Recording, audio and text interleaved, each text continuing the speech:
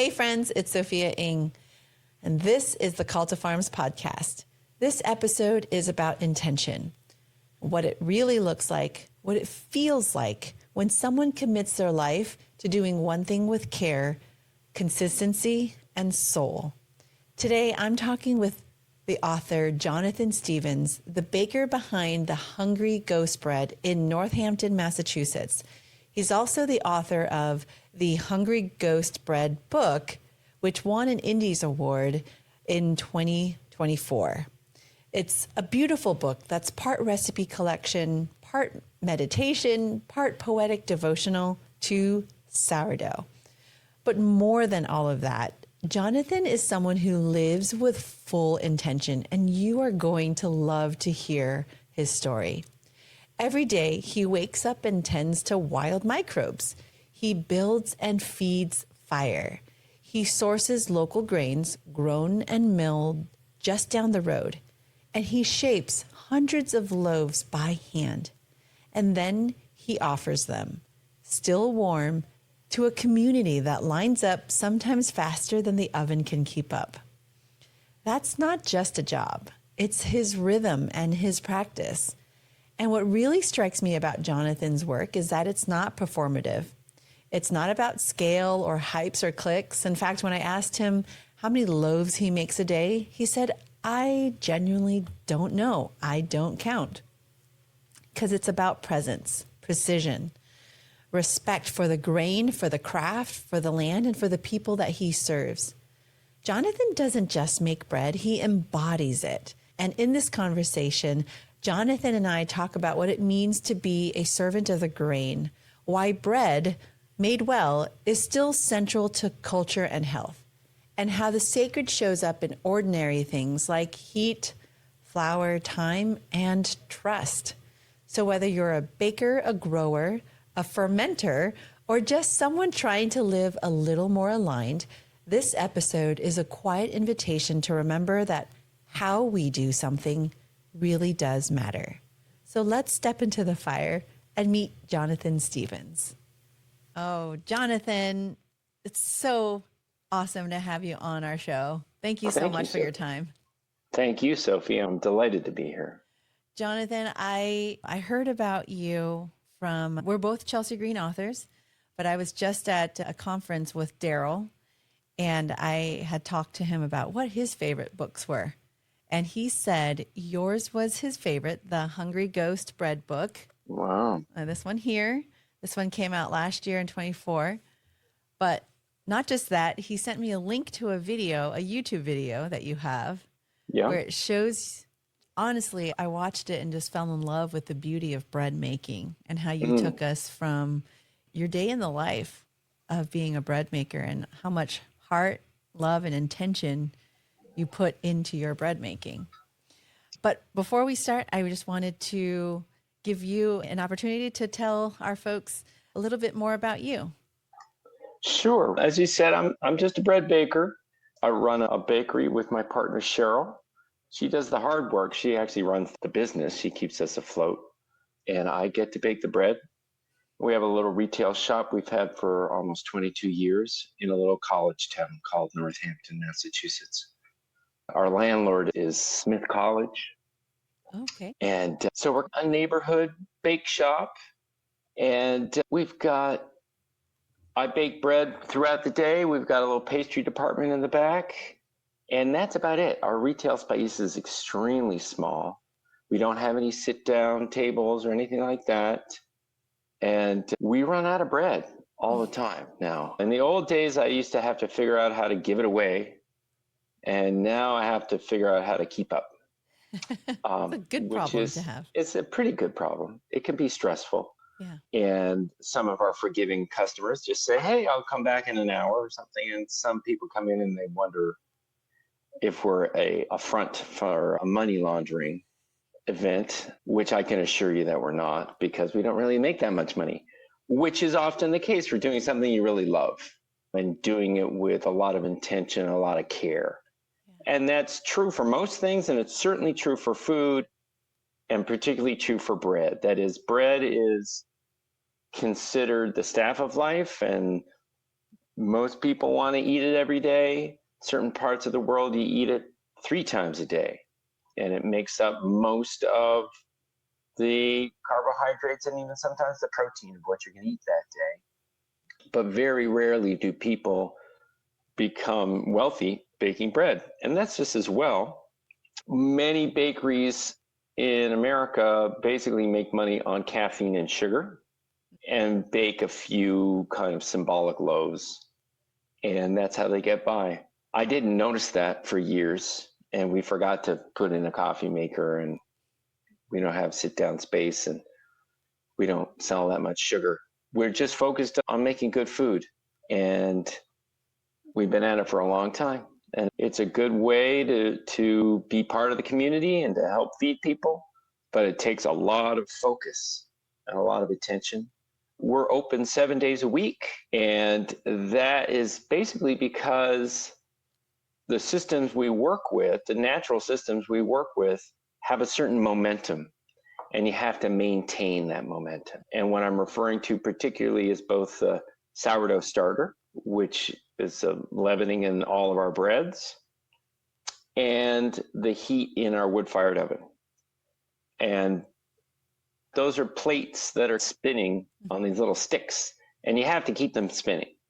So the starter has to get fed twice a day, and the oven has a huge amount of fire bricks in there, and you have to keep topping off the heat in there, or else you're going to lose momentum. So because of those necessities, it's like a big train moving, and we're not really necessarily telling what the train where to go, but we're trying to deliver the goods. So I'm not the boss. The leavening is the boss, the starter. And that's why we tell this story about the hungry ghost bread. And when little kids come in and they wonder where the ghost is, and I open up the bucket of starter and I tell them that the ghost is in there and it's bubbling at them, and they can smell it and they can see it bubble. And that's why I tell them that those are ghost farts in the starter. And of course, that's being silly and provocative, but it's also something they remember. And it's not entirely untrue. That is, it is the fermentation and the gases coming off the fermentation that make the bread rather than being a cracker. And so that's who I work for. I work for the ghost farts. And we're wild yeast farmers. We're just feeding the mysterious cultures and bacteria and inoculating every batch of dough and just keeping that humming along. I'm grateful that you spent time to get on to this podcast interview with us. I know that when I was trying to reach out to you many times, you're hard to get a hold of and Sorry. rightfully, but two, you gave a very strong visual. You were saying, I've got bread on my hands. I can't answer right now, but I'm so grateful you did. And it going back to the hungry ghost, actually, my family's Buddhist. I grew up with very many hungry ghost stories. So when Daryl was telling me about your book, I thought immediately, that's a really cool title. Because I grew up with stories where I had aunties had to feed the hungry ghost. And there's one story that I remember when I was little, that it was a hamburger. Whoa. Hey, they'll eat anything. They're hungry. Wow. Yeah. And where's your family from, Sophie? In California. They're Vietnamese. I was born in America, but Sure. my family is originally from Vietnam. Hungry ghosts are scary. They're not just little Halloween costume little spirits. They're terrifying. But reality is terrifying. Real hunger is terrifying, not just what we kind of experience when we haven't eaten in enough hours. But I do think that we have to acknowledge that. And we have to acknowledge our impulses in our desires and our desires for food when we're eating all the time. We live in a very luxurious part of the world and a luxurious moment in history, some of us, where we get to eat pretty much when we want to.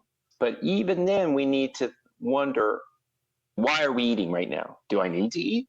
Do I need to eat this thing? Is this good for me? What am I just stuffing my mouth? What am I doing here? What's the intention? And when we feed each other, what's our intention? Am I selling a loaf of bread just to make some money?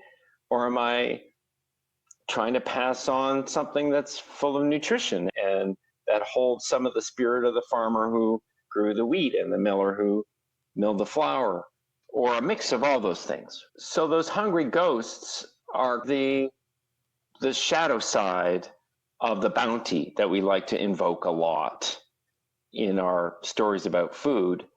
But we have to acknowledge the dark shadow side.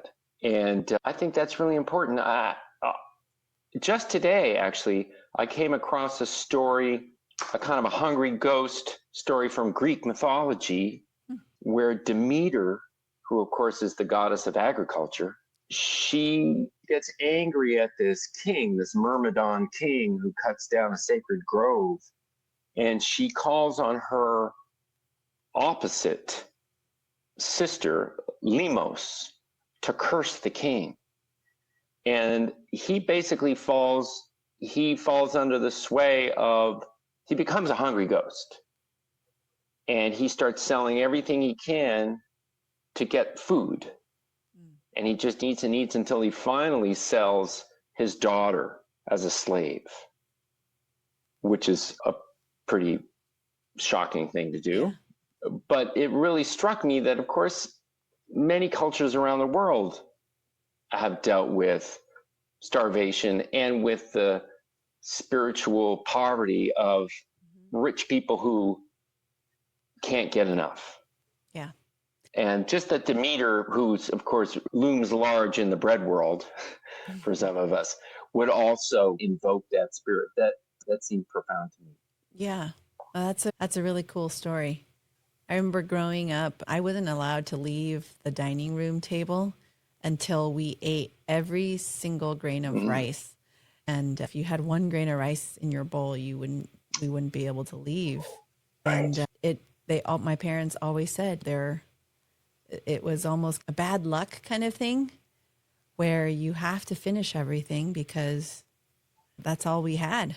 And that's all my parents had. That was the last meal that they had in Vietnam, was just a bowl of rice before they left by boat. Yeah, we have to all be part of the clean plate club. Yeah. Yeah, or else it's just a kind of decadence. To leave food on a plate is decadent. Yeah. I like what you said, how you described yourself as a wild yeast farmer. I'm curious, what does that title evoke for you in terms of your responsibility? And I think you touched upon it, but I'd love to hear it more, not just to the bread, but to the earth and to the farmers and the larger food web.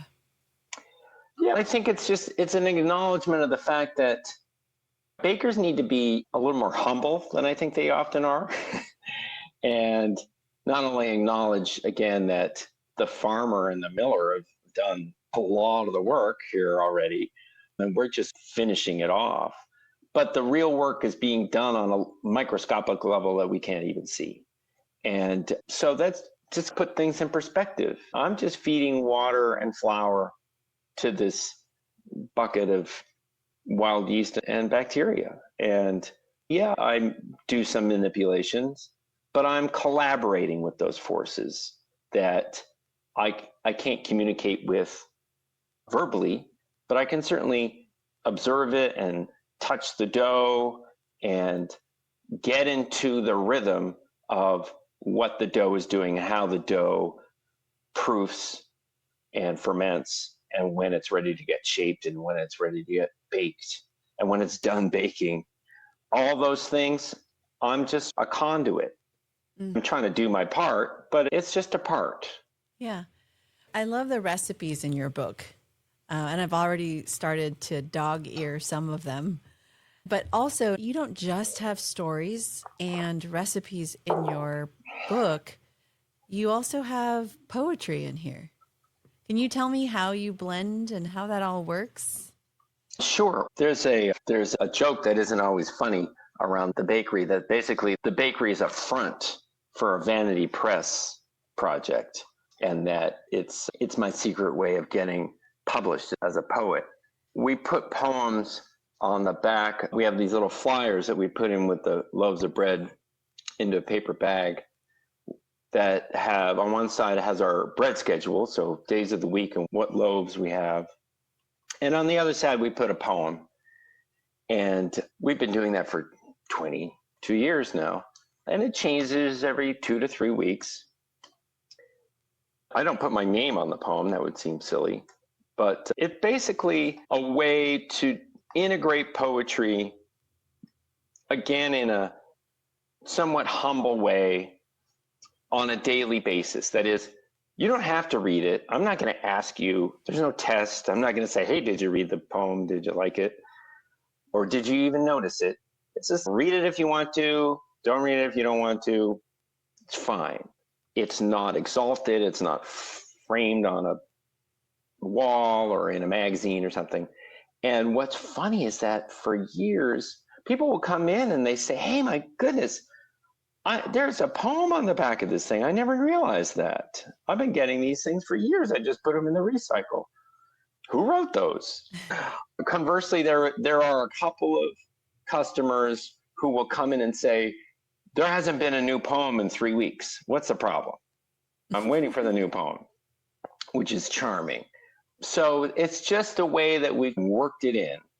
An earlier draft of the bread book had a lot more poems. And I discovered that the secret weapon of poetry is that it repels money. And more. So a very early draft of this book, which Chelsea Green never saw, but I had an agent who actually came to me and signed me up and then said, write a proposal. And I did a proposal and I did a few sample chapters and I put a bunch of poetry in there. I have tons of this bread poetry. And she took one look at that and said, you need to self-publish this. No, nobody's going to touch this with a 10-foot pole. And that was a little disturbing. And it took me a few years to get back up on my feet from that in terms of the project. So I didn't even mention it at all when we first started talking with Chelsea Green. And then I slipped some in after I got to know my editor, and she was encouraging. But we didn't overdo it. We did it very lighthearted. And that's just how it is. You can't do too much. People I love can't it. handle it. You did it so tastefully. No pun intended. Tastefully done. And your book actually won a 2024 Indies Forward Award too. Apparently, yeah. Which I love because my book, the Nourishing Asian Kitchen cookbook over here, got the 2023 Indies Forward Award for cooking. But I always thought it was because of the photography. Like I spent a lot of effort in the photography. I told some stories, our family stories and our why. But now I know it's, and yours, you do have some neat photos in here, but is it hand drawn, I would say? Yeah. There's drawings, yeah.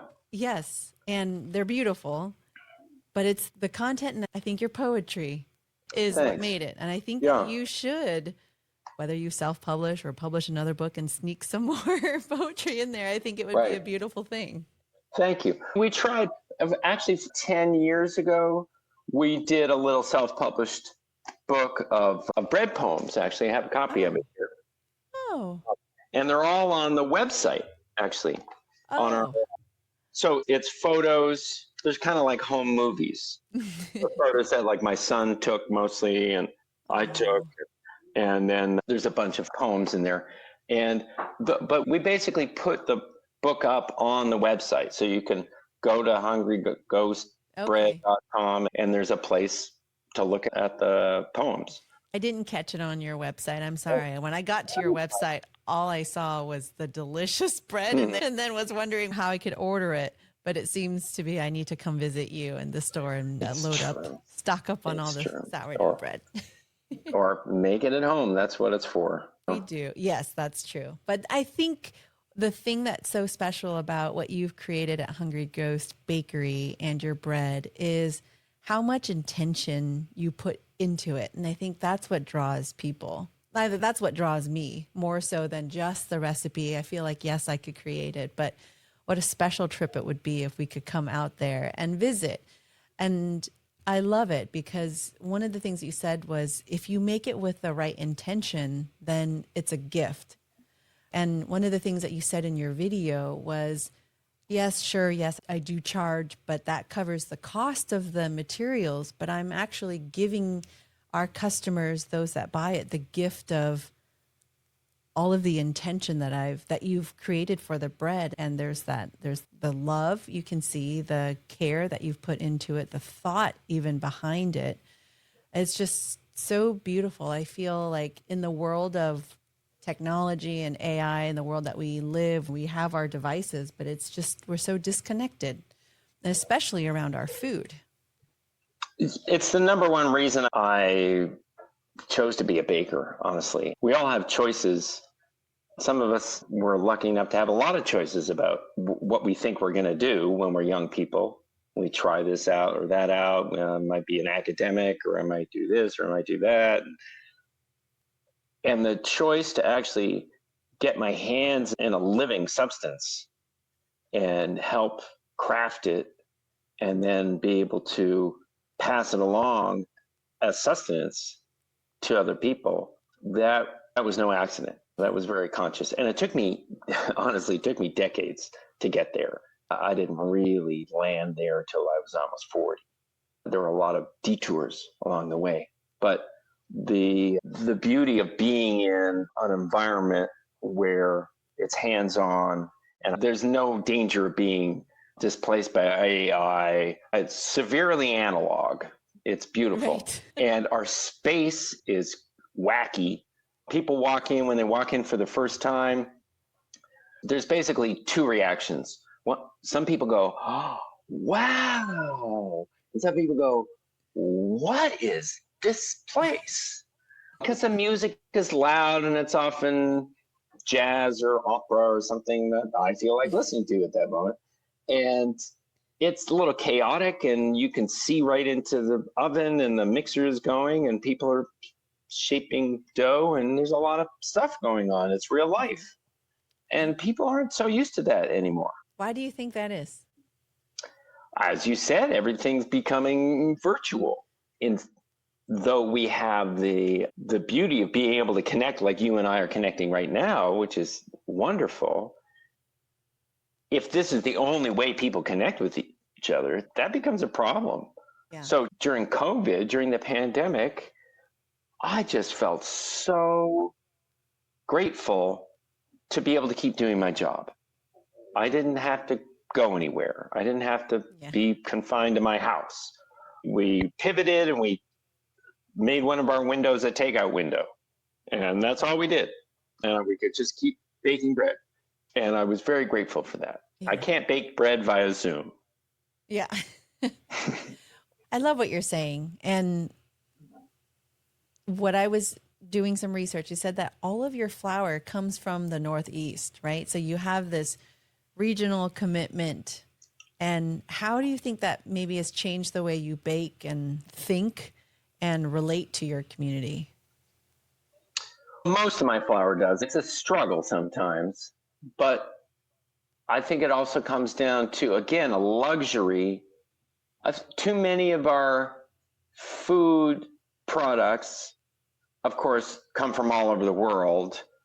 And sometimes we understand that's a luxury, and sometimes we don't, right? We think, oh, I should be able to buy some flour that's Italian 00 flour, or some butter from France, and that's just silly. I have a mill down the road from me now. That's real luxury. Yeah. That's awesome. We have butter. There's butter in Vermont. Why would I choose to be decadent when I don't have to be decadent? When I have the real, to me, the original meaning of economics is for people to have personal relationships that are also happen to be economic relationships. Economics are there for people, not the other way around. And that's hard for us to conceive of since the era of globalism, but it's still true. So if we can reconstruct that even a little bit and get to know our local baker, get to know a miller, get to know a wheat farmer, aside from all those other people that we need to know, and understand that all of our economic relationships need to be human relationships as much as possible. Then we can start to be grounded in a way that's not just a virtual floaty thing. Jonathan, I think that was extremely profound. I think at the end of the day, I firmly believe that food is what connects us. And though I don't have bread that I do full time or make it in large production, we do dairy and we have it available for our community, but it's in a way for the community to come to us so that we don't have to. It's a lot easier to have people come to you, but sure, I think just the intention of just that beautiful relationship that we have, one with our food, our farmers, and our community, is something that is, I think we're starving for that now, especially post 2020. And so after all these years, seeing everything, you've been in the business for almost 25, I know 2 decades. What still surprises you about baking and what humbles you about it? Every year when a new grain harvest comes in, the flour changes. The flour changes throughout the year anyway, but it really changes when the new harvest comes in. And that is humbling. That is, you think you know your thing and people like you on Facebook or whatever, and you start to feel important. And then all of a sudden the flour just kicks you, and you're like, oh, no, the bread looks terrible. And I feel like a fool. And so that's the difference between saying it's good to be humble than actually being humbled. And that just happened to me last week and the week before, because there was a new batch of grain that came in and I didn't know exactly how to work with it. It changes. So that's an example of how you can't just, when you're global, you're working in the global economy, you say, oh, this isn't working for me now. I'll bring in this other ingredient from over here. I'll bring this other. Right. And when you're working with in real life, then you have to adapt to the ingredients that you have. And guess what people have been doing since before the dawn of civilization? Guess what? They've been using food, making meals from what they didn't have the cookbook and then go to the grocery store and get all the ingredients and then go home and make the perfect meal and then take a photo of it and upload it to their Facebook page. Right? They had the food and then they made what they could and they substituted something and they made do. And making do is not something that I grew up with. And my parents didn't, that was not their priority, of course. They were happy. My mother lived through the Depression. Why should she teach me how to make do, right? She was happy to get past that. But there's an honesty in learning how to make do. And that's certainly true for bakers and flour and everybody who works with food and dealing with your ingredients. So that's pretty humbling, and that's a surprise. That's the latest thing I had to learn again. How much bread do you make a day from your store? Cheryl really hates it when I say this, but I don't count the loaves. I don't. And that's a luxury. Yeah. Okay. But and you sell out. I'm not a data person. Yeah. Even micro data, like that's not big data. That's how much bread. I don't know. I don't count them. It's the same loaf over and over in the best way. In the best way. In the best way. But basically my oven holds about 80, 85 loaves at a time. And on some days of the week, we do 3 bakes. And on some day, 2 or 3 days of the week, I do 5 bakes. And I would do more, but it takes an hour and a half to fire in between. So having a wood-fired oven is complicated. You have to order the wood. You have to stack the wood. You have to split the wood. You have to hope the wood is Dry. seasoned and dry. So it's very analogous to the fermentation, and Yep. it's basically doing everything in the most difficult way possible. Oh, And it's the way it was done in the past. yeah, And what a true honor it is for every single customer who can have the opportunity to enjoy a piece of your bread, because there's so much intention that you put into it. I was even thinking about that when I was watching you put the wood into the fire. I was thinking, because we have a wood stove, but you have to do that every day, even in the summer. Oh yeah. 7 days a week. Luckily, I'm not there 7 days a week. Not anymore. I'm getting a little old for that. But yeah, we all work really hard there, and people sweat in the summer. Though having a hot bakery, though, is really good for the dough for the most part. Well, it rises a little bit faster, doesn't it? It rises faster. And yeah, I've been to a number of commercial bakeries that were air conditioned. Yeah. And it just didn't seem like the fermentation was just not that happening. Active. Yeah, not that happy. Yeah. On that note, since you aren't there 7 days a week as much anymore, what do you hope for your children and for the next generation of bakers? What do you hope that they inherit from Hungry Ghost Bread? Like I said, our kids are all grown up. Our eldest learned how to be an accountant at our business, helping running the business. Anna learned how to do the numbers, and that's what she does. She's a professional accountant. Our youngest, Hayden, is a sous chef, is a chef de partie in Boston. So he's totally in the food world. Yeah. Mia has a couple of kids, and boy, does she have her hands full. And our other son, Elijah, is a documentary filmmaker. And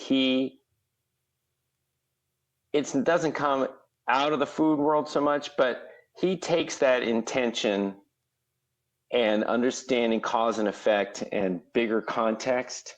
Yeah. And that's how he makes his movies. So all of our kids learned a lot growing up in the bakery. They all worked there. And now our grandkids hang out there a lot. I think bakers in general are lucky right now to have this whole generation of millers coming in, regional mills. The mills themselves are being built in Vermont at New American Stone Mills. And that technology has opened up the bottleneck that existed. So a new generation of farmers are growing grains, and I think it's going to be a really exciting time for people to be trying out different wheats and different kinds of flours.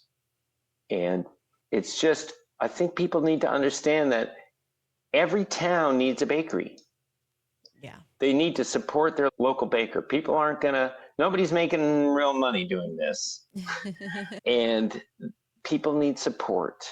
And if you want a place to get real food and to run into your neighbors and just be part of something bigger, a bakery is a good place to start. And of course, back in the day, every town did have 2 or 3 bakeries. People ate fresh bread all the time. Yeah. And that's just not true. And it shouldn't be a luxury.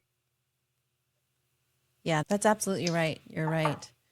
As you were talking about the different types of the new wheat that will be coming out and new methods, I keep going back to, we have different new types of Hungry Ghost farts. There's all kinds of bacteria and wild yeasts out there. And people are going to be making leavening out of different flours, out of whole wheat flours, out of rye flours, out of bran, out of all kinds of things. Yeah, you are definitely going to have different kinds of leavening and different flavor profiles. Bread's been around for 10, 16,000 years. It's a long tradition, and we're just swimming in that stream for a little while and then letting other people float along. Thank you so much for sharing your story, Jonathan. Thank you for Sure. doing what you're doing in your Yeah. community and for the world with your book. If anybody is interested in visiting you, where can they find you? Like I said, we're in a little college town in Western Massachusetts, which means we're about almost 100 miles west of Boston. We're due south of Vermont. I like to say that we're Baja, Vermont. And it's the town of Northampton. And we're on State Street in Northampton. It's a little town. And it's very sweet. We're open 7 days a week. 7 days a week, 10 to 7, right? Yes, 10 to 7. Great. And is it better to come early before your bread sells out? Yeah. We always have bread when we open at 10, and then another bake comes out usually around 1, and then another one around 3. Vaguely. Okay. Yeah. Okay. We look Yeah. forward to making a trip out there to your Hey, Hungry Ghost Bakery. definitely hope. Hey, would you indulge me? Can I read a new bread poem? Absolutely. Yes. Yeah. I have one from just a couple of days ago. Oh, we would love to hear that. I'm a compulsive poet. I can't stop writing these things. And they're a little odd, but here's one kind of on some of the themes that we were just discussing. Beautiful. This one is called Mr. Marx Slices Bread at Angles. A grain of wheat has inherent value. Grain futures have speculative value. Farms have aesthetic value.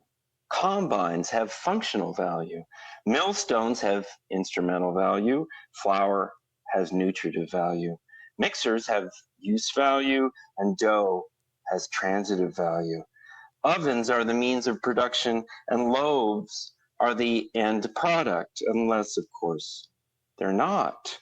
If the relative value of the firewood and the depreciating value of the equipment and the labor value of the baker and the retail value of the bread are not realized in time, if market relationships are not merely fungible and the ethical dimension is never made real, then the wholesale, unamortizable parade must be exchanged for another. Wow. Jonathan, do you come up with that while you're kneading the bread? Like, where does your inspiration come from usually? A lot of that was a political economy class I took about 40 years ago in college. But sometimes it's while I'm baking, sometimes it's while I'm riding my bike or falling asleep. Yeah. Yeah. That's a beautiful poem, just tying together everything we just talked about. Yep. Thank you for being such a beautiful source of value. Oh, thank you for this conversation. I really enjoyed it. I did too.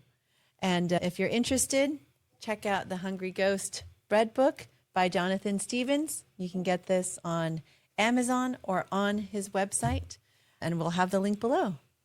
Thank you so much. Thank you so much, Jonathan. Okay, Sophie. Take care. Take care.